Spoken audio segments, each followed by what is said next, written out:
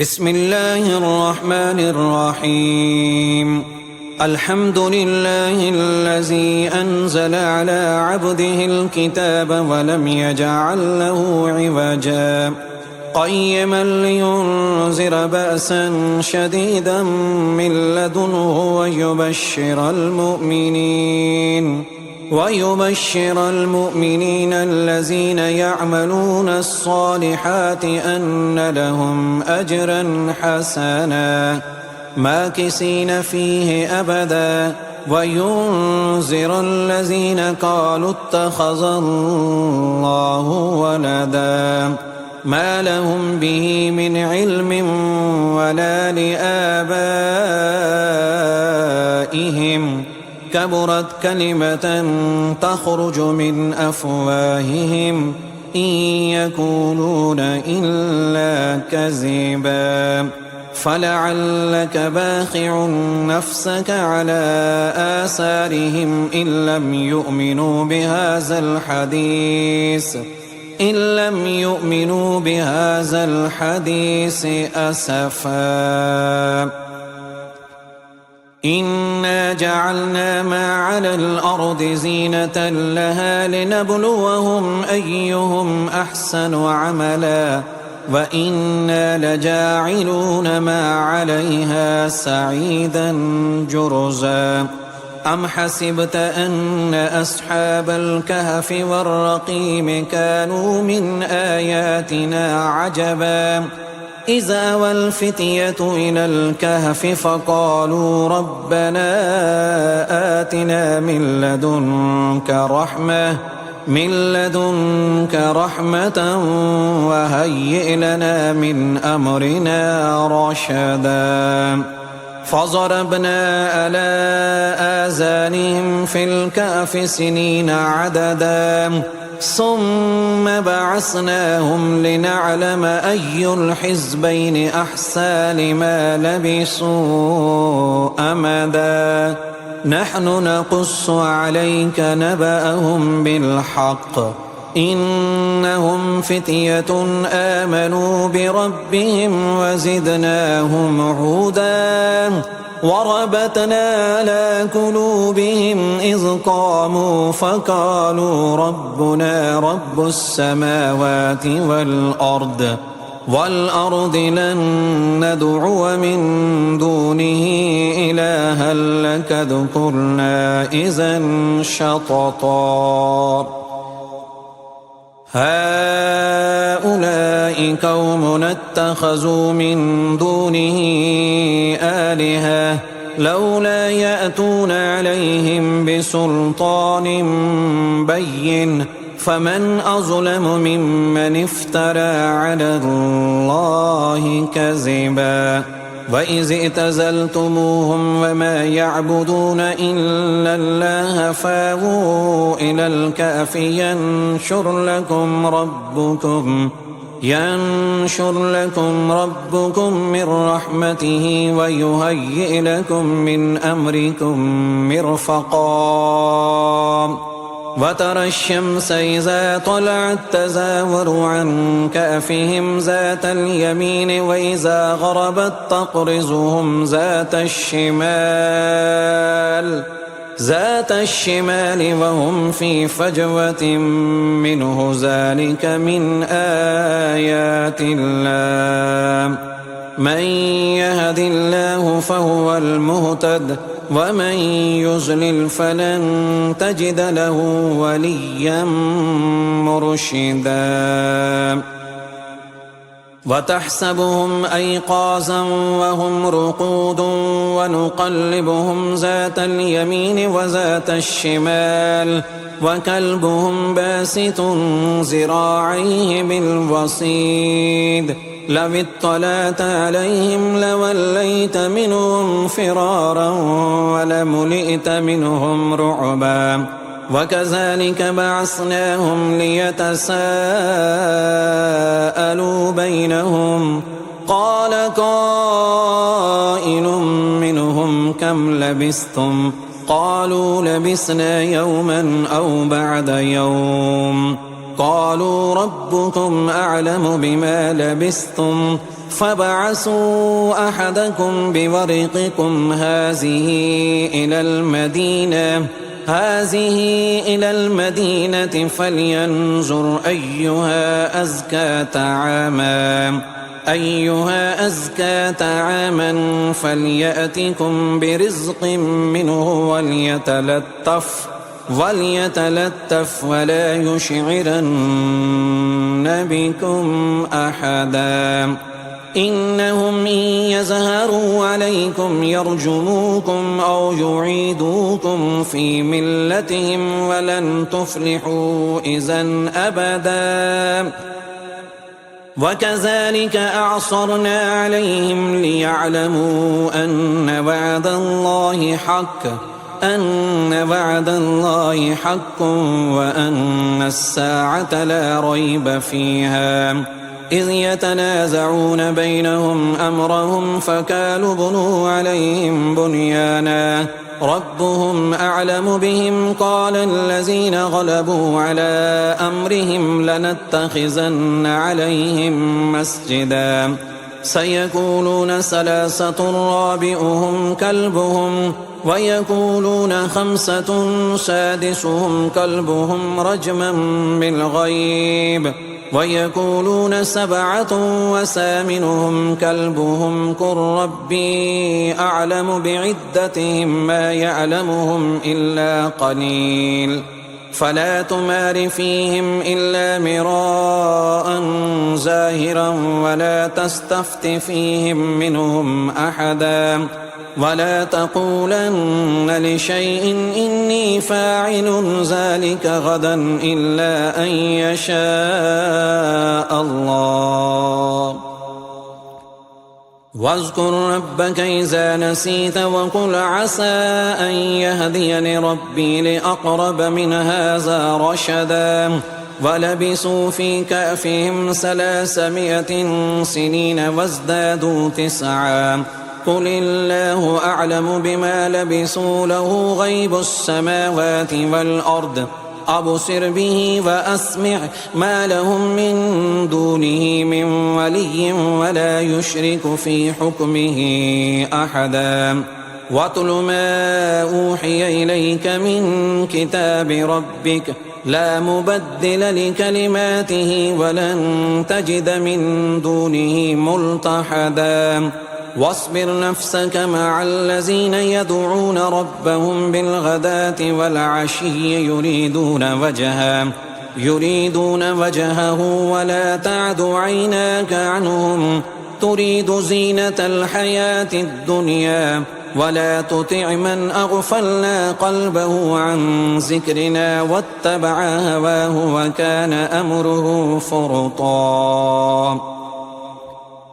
وقل الحق من ربكم فمن شاء فليؤمن ومن شاء فليكفر إنا أعتدنا للظالمين نارا أحاط بهم سرادقها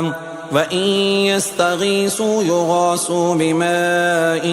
كالمهل يشفي الوجوه بئس الشراب وساءت مرتفقا إن الذين آمنوا وأملوا الصالحات إنا لا نضيع أجر من أحسن عملا أولئك لهم جنات عدن تجري من تحتهم الأنهار يحلون فيها من أساور من ذهب ويلبسون ثيابا حزرا من سندس واستبرق متكئين فيها على الأرائك نعم الثواب وحسنت مرتفقا واضرب لهم مثل الرجلين جعلنا لأحدهما جنتين من أعناب وحففناهما بنخل وجعلنا بينهما زرعا كلتا الجنتين آتت أكلها ولم تظلم منه شيئا وفجرنا خلالهما نهرا وكان له ثمر فقال لصاحبه وهو يحاوره أنا أكثر منك مالا وأعز نفرا ودخل جنته وهو ظالم لنفسه قال ما أظن أن تبيد هذه أبدا وما أظن الساعة قائمة ولئن رددت إلى ربي لأجدن خيرا منها منقلبا قال له صاحبه وهو يحاوره أكفرت بالذي خلقك من تراب ثم من نطفة ثم سواك رجلا لكن هو الله ربي ولا أشرك بربي أحدا ولولا إذ دخلت جنتك قلت ما شاء الله لا قوة إلا بالله إن ترني أنا أقل منك مالا وولدا فعسى ربي أن يؤتيني خيرا من جنتك ويرسل عليها حسبانا من السماء فتصبح صعيدا زلقا أو يصبح ماؤها غورا فلن تستطيع له طلبا وأحيط بثمره فأصبح يقلب كفيه على ما أنفق فيها وهي خاوية على أروشها ويقول يا ليتني لم أشرك بربي أحدا ولم تكن له فئة ينصرونه من دون الله وما كان منتصرا هنالك الولاية لله الحق هو خير ثوابا وخير عقبا واضرب لهم مثل الحياة الدنيا كماء إن أنزلناه من السماء فاختلط به نبات الأرض فأصبح هشيما تذروه الرياح وكان الله على كل شيء مقتدرا المال والبنون زينة الحياة الدنيا والباقيات الصالحات خير عند ربك ثوابا وخير أملا ويوم نسير الجبال وترى الأرض بارزة وحشرناهم فلم نغادر منهم أحدا وعرضوا على ربك صفا لقد جئتمونا كما خلقناكم أول مرة بل زعمتم أن لن نجعل لكم موعدا ووزع الكتاب فترى المجرمين مشفقين مما فيه ويقولون يا ويلتنا ما لهذا الكتاب لا يغادر صغيرة ولا كبيرة إلا أحصاها ووجدوا ما عملوا حاضرا ولا يظلم ربك أحدا وإذ قلنا للملائكة اسجدوا لآدم فسجدوا إلا إبليس كان من الجن ففسق عن أمر ربه أفتتخذونه وذريته أولياء من دوني وهم لكم عدو بئس للظالمين بدلا ما أشهدتم خلق السماوات والأرض ولا خلق أنفسهم وما كنت متخذ المضلين عضدا ويوم يقول نادوا شركائي الذين زعمتم فدعوهم فلم يستجيبوا لهم وجعلنا بينهم موبقا ورأى المجرمون النار فظنوا أنهم مواقعوها ولم يجدوا عنها مصرفا ولقد صرفنا في هذا القرآن للناس من كل مثل وكان الإنسان أكثر شيء جدلا وما منع الناس أن يؤمنوا إذ جاءهم الهدى ويستغفروا ربهم إلا أن تأتيهم سنة الأولين أو يأتيهم العذاب قبلا وما نرسل المرسلين إلا مبشرين ومنذرين ويجادل الذين كفروا بالباطل ليدحضوا به الحق واتخذوا آياتي وما أنذروا هزوا ومن أظلم ممن ذكر بآيات ربه فأعرض عنها ونسي ما قدمت يداه إنا جعلنا على قلوبهم أكنة أن يفقهوا وفي آذانهم وقرا وإن تدعهم إلى الهدى فلن يهتدوا إذا أبدا وربك الغفور ذو الرحمة لو يؤاخذهم بما كسبوا لعجل لهم العذاب بل لهم موعد لن يجدوا من دونه موئلا وتلك القرى أهلكناهم لما ظلموا وجعلنا لمهلكهم موعدا وإذ قال موسى لفتاه لا أبرح حتى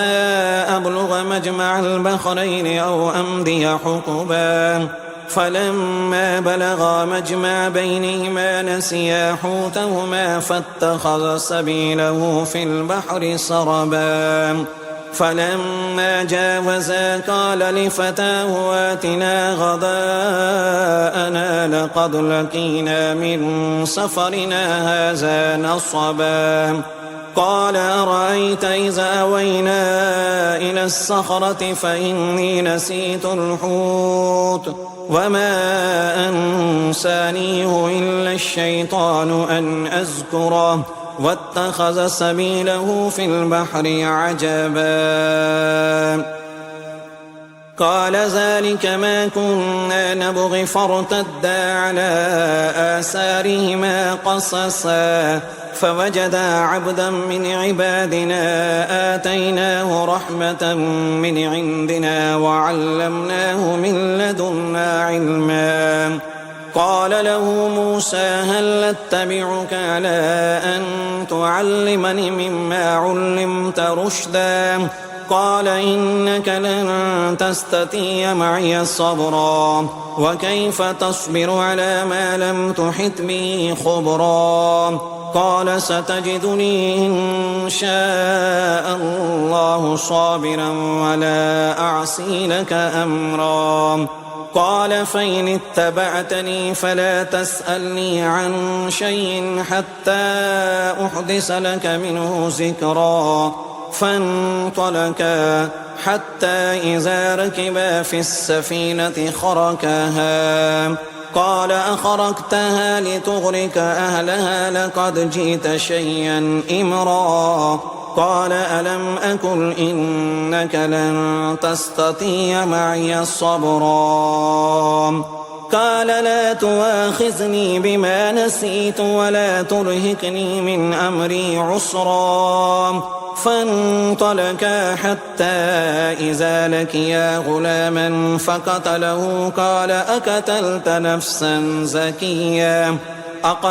نفسا زكية بغير نفس لقد جئت شيئا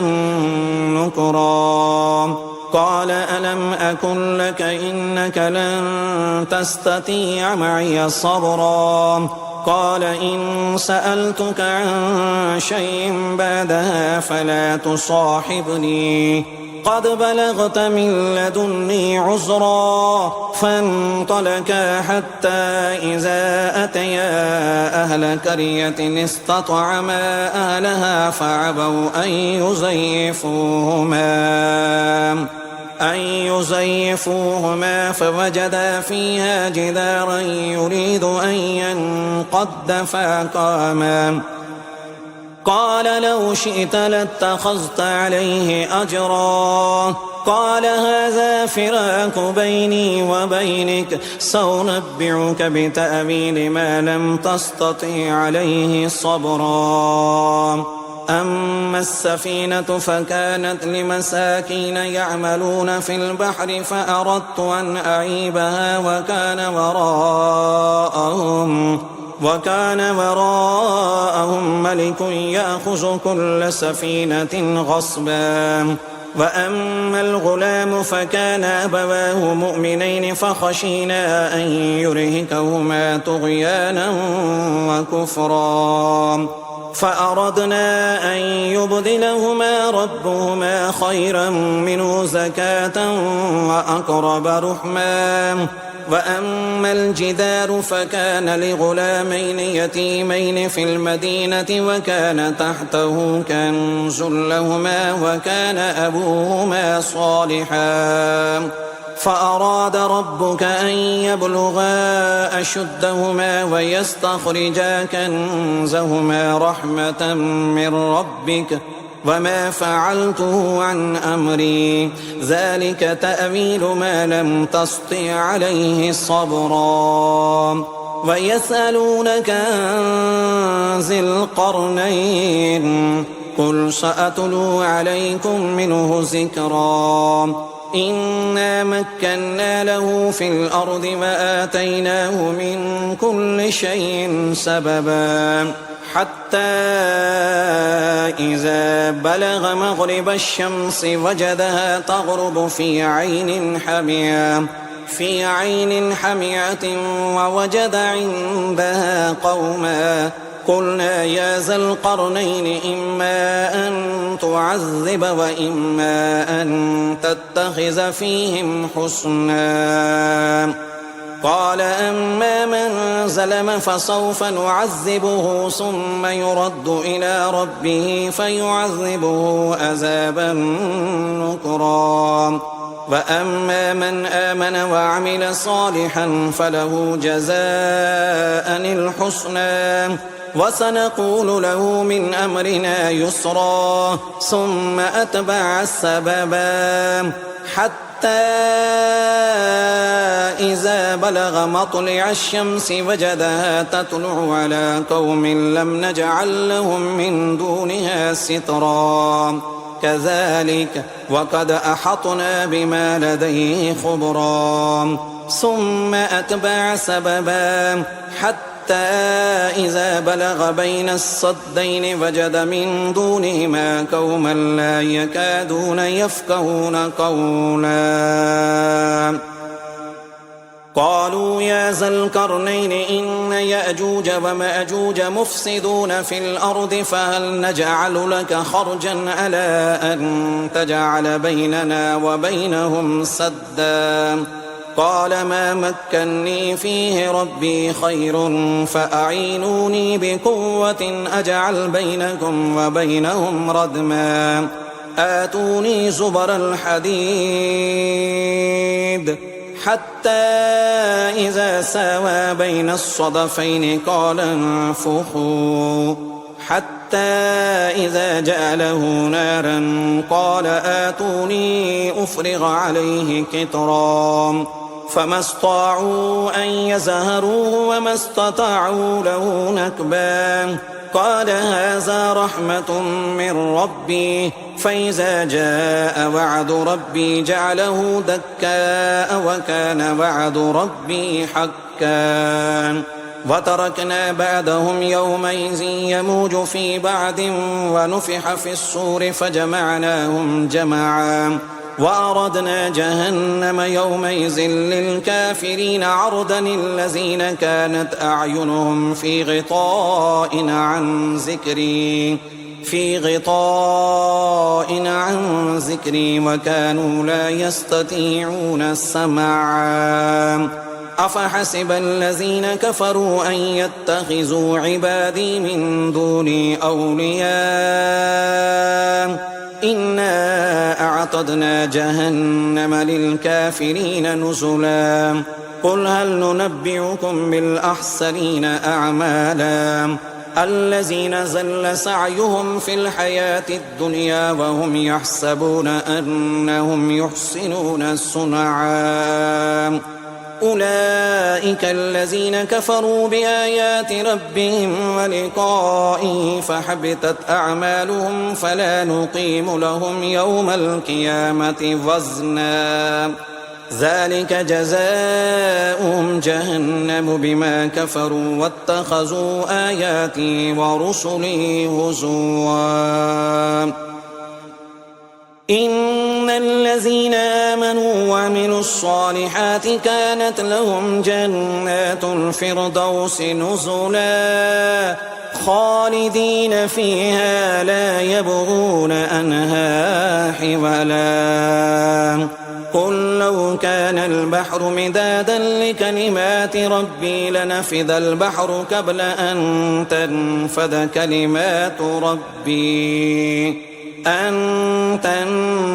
كلمات ربي ولو جئنا بمثله مددا قل إنما أنا بشر مثلكم يوحى إلي أنما إلهكم إله واحد فمن كان يرجو لقاء ربه فليعمل عملا صالحا ولا يشرك بعبادة ربه أحدا